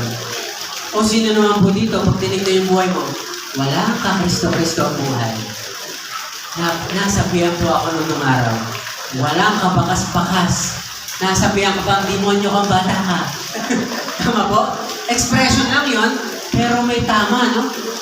At ang nakakatuwa po, hindi ko na po naririnig yun sa biyaya ni Lord. At ayoko po na masabihan ng gano'n. Ano daw po ang baptism? You will become identified in Christ. Pwede pong makita ko yung kamay na nag-wave, na identified ka kay Kristo. At the same time, palakpakan mo si Lord. Ito po natin yung best up si Lord. Kailangan ma-identify ka kay Kristo. Paano ka pa ma-identify? Yung pagbabago mo ng buhay. Kilala ko po si Kuya Mark. Kuya Mark, nakakwentuhan ko to. Marami po palang talent to. Kaya niyang mawala ang gamit in an instant. Hindi na po siya yung dati, huwag po kayong pag nakita nyo yung mamaya, baka naman, ay, iwasan natin si Kuya Mark. Hindi po, ayan po si Kuya Mark, nagkukwento sa akin pa sa dati ako, may talent ako eh. Kaya kung mawala yung cellphone ng tao yun eh. Kahit nasa bulsa pa yan, kaya pa yan. Magician pala si Kuya Mark. Alam nyo na yung sabihin ha. Pero sabi niya, Pastor, nung nakilala ko sila, talagang nagbago ako. Naramdaman ko na mali pala yung ginagawa ko. Hindi pala tama yun. Alam niyo, sabi niya, Pastor, pwede ba ako magpabaptize? Gusto ko ma-identify ulit kay Lord. Ayoko nung dating identification ko, bakit? Lupin. Lupin the third. Magician, mabilis. Alam niyo po, isa lang po si Kuya Mark sa marami po dito na merong ma-identify. Maaaring di alam ng katabi mo, yaman mo sa buhay, pero sa sarili mo, inuulit-ulit sa'yo ng away. At ikaw naman sa sarili mo, kala mo feeling okay ka, pero yung identity mo na binabanggit ng demonyo, dala-dala mo. Sino po dito gusto mo makalaya ka sa umagang pa? Yung identity mo na yun, ang nakakalam na yung job at ikaw. Yung ginagawa mo sa kasalanan sa lihim, yung demonyo nagkakondem sa'yo. The enemy called you by your sin, but our Lord Jesus called you by your name. Kaya po si Kuya Mark, new in Christ. Excited ka ba kay Mark? Bago ka na kay Kristo. Wala nang bakas ng dati ikaw. At ang maganda po rito, pwede ka magpatuloy na kasama mo na sila. Kaya po kailangan mong ma-identify sa God's family. Wala na po tayong magagawa na andito ka na sa God's family. Marami na po magmamahal sa'yo, marami na po tutulong sa'yo. Sabi po rito, number 7, and the last and final, baptism is not needed to be saved. Gaya po ng ating nabanggit na po na yun. Na napakalaga po na tayo po lumalim sa pagkaunawa ng salita ni Lord. Sino po dito gusto mo matuto pa sa salita ni Lord? Alam niyo po ba sa bawat attend natin kada linggo, sa pagsisimba po natin, yung mga katuruan po na tinuturo sa atin, ituloy-tuloy mo lang po yan, ma-apply mo lang sa buhay mo yan. Kaya po, your life will never be the same again. Yung buhay mo, i-guide ka ni Lord para makapamuhay sa kanyang kalooban. Ayaw ni Lord na nandiyan ka po sa iyong sitwasyon sa buhay. Ayaw po ni Lord na ikaw po ay nabubuhay doon sa old life. Pag sinabing old life, yun po yung buhay na nakakasawa. Sino mo dito may mga bagay ka na pinagsasawa mo na ngayon? Na gusto mo na naman talagang tigilan, pero Pastor, matindi yung stronghold. Pastor, gusto ko talagang umalis dito, pero kailangan ko ng tulong mo yun. Tawag ko po niya yung stronghold. Hindi mo kaya magbago. Halimbawa po, ikaw makasalanan. Gusto mong umalis sa kasalanan, pero ayaw mo umalis doon sa lugar ng kasalanan. Tama po? Sinasabi mo lang na mahal kita, Lord, gusto ko magbago, pero ayaw mo naman umalis sa kasalanan. Tawag po dyan environment of sin. Yan po yun. Nasa lugar ka ng kasalanan. Pero sabi mo, gusto mo magbago, tama? Gusto niyo po talaga magbago? Kasi pag sinabing magbabago ka, commitment po yan. Na every day of your life, sisikapin mo magbago. So kung gusto natin magbago, from this atmosphere, pupunta ka sa atmosphere of holiness. Nandito po yung atmosphere ng makasalanan. Nandito naman yung atmosphere ng kabanalan ng kabutihan. Nakita ko po lahat ng nasa kasamaan, napapadali ang buhay. Lahat ng nasa kasamaan, walang katiyakan. Yung bang natutulog yan, may iniisip, kinakabahan. Pag may kumatok sa pinto, kinakabahan. Pag may tumawag sa kanyang telepono na number lang, kinakabahan. Bakit? Nandun siya sa pamumuhay ng kasalanan. Natatakot siya. Pero pag nandito ka po sa atmosphere ng kabutihan, atmosphere of faith, at atmosphere of Jesus, na ito, mabubuhay ka sa kapanatagan. Sino mo dito gusto mong mabuhay sa kapanatagan? Yung bang kahit nakalimutan kong ilang yung bahay nyo, tiwala ka na si Lord na mag-iingat. Pero sino ditong naranasan mo na, umalis ka ng bahay, walang tao, pagbalik mo, hindi pala na-shoot yung padlock. Yung daplis lang, ay, mali. Pero pag check mo sa bahay mo, sa loob, walang nawala. Hindi po tsamba yun. Nagpapakilala si Lord ng kanyang kampi. Sino naman po dito umalis ka, naiwan mong bukas yung kalan? Pastor, pinapakabang mo naman ako. Napatay ba namin talaga yung kalan? So, alam niyo po ba, may mga bagay na hindi natin control. Pero once na ikaw ay nasa atmosphere of faith, nasa atmosphere ka ni Lord, alam niyo po ba, si Lord ang bahala sa mga nakakalimutan mo sa buhay. Si Lord ang bahala sa mga hindi mo kaya. Marami po ba tayong hindi kaya? Even our future, hindi po ako naniniwala na kaya mong siguraduhin ang future. Kayang baguhin ni Lord ang buhay mo in an instant. Pag nang malaki tayo, kayang baliktarin ni Lord. At pag nagpakumbaba tayo, kayang ayusin ni Lord ang future natin. Kaya po dalawang bagay, mamumuhay sa kabanalan or mamumuhay sa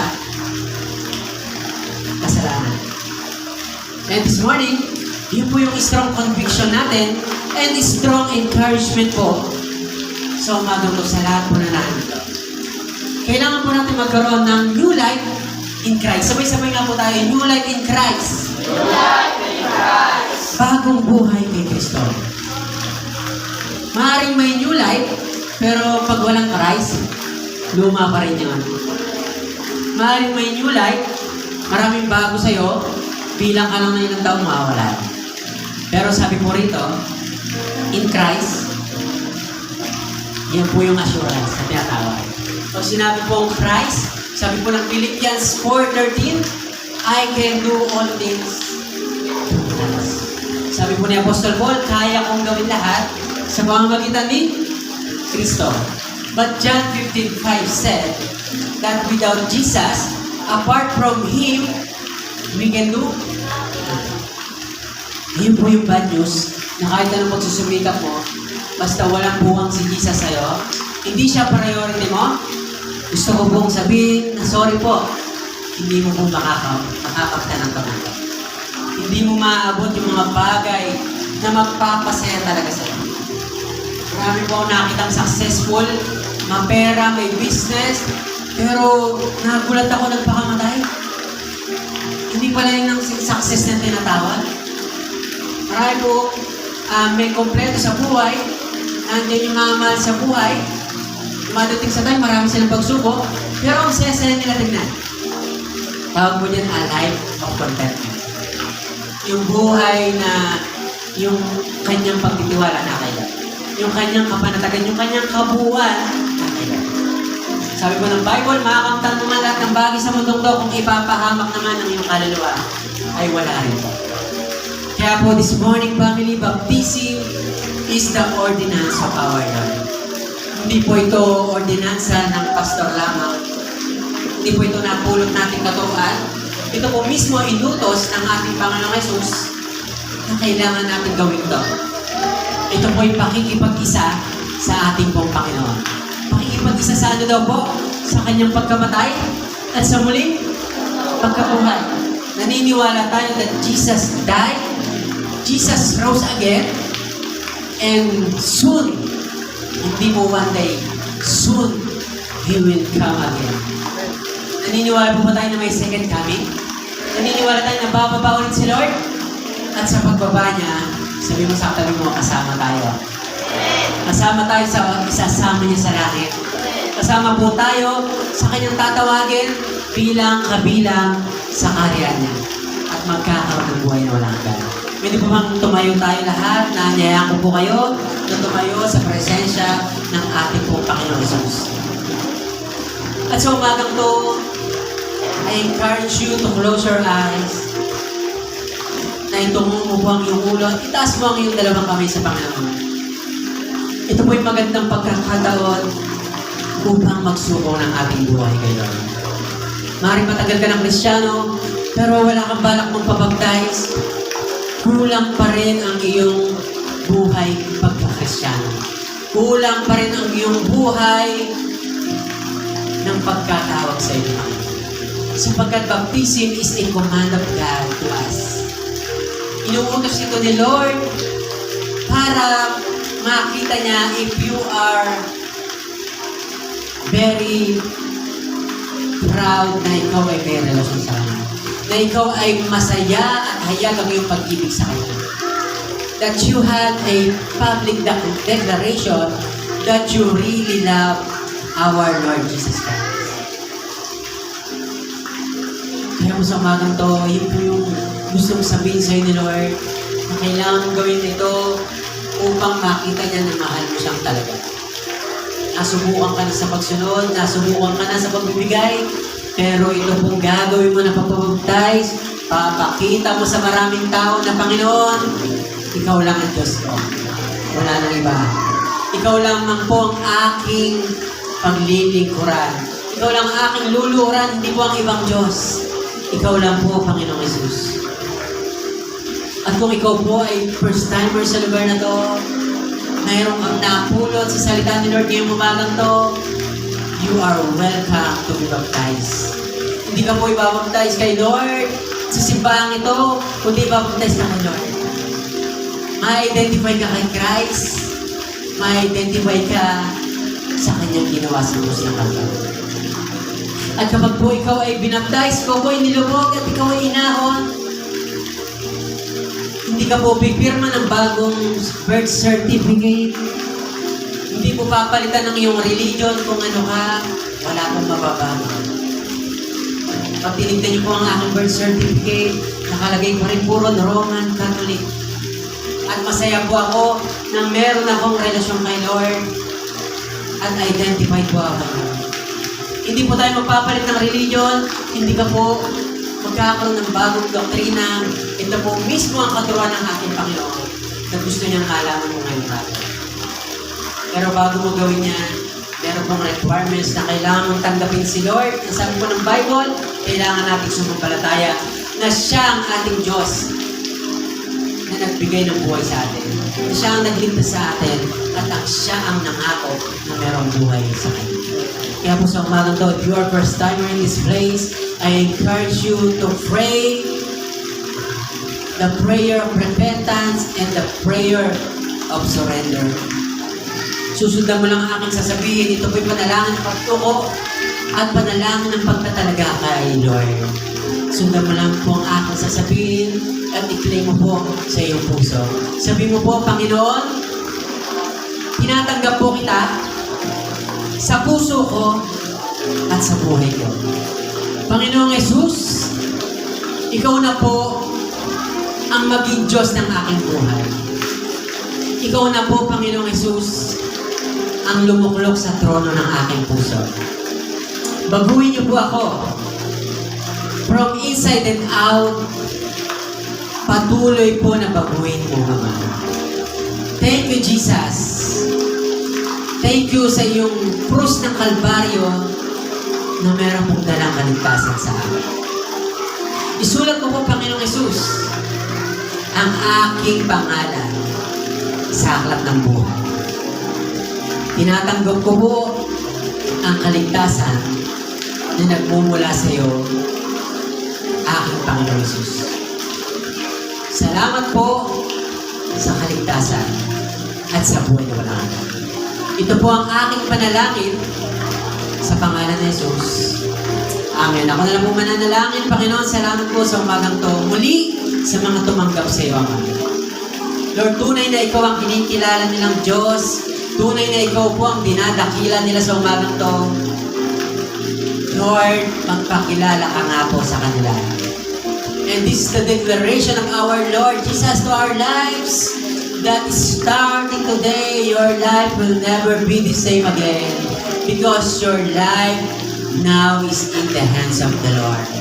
Lahat po ng nasa kami, Lord, mababago. Matatransfer po ang kanyang buhay at ang kanyang next generation ay magiging godly generation. Kaya po salamat po ng marami, Ama. Thank you, Jesus. Thank you, dear Holy Spirit. We claim your promise, O God. In the mighty name of Jesus. And everyone will say, Amen and Amen. The best luck po sa ating po, Panginoong Jesus.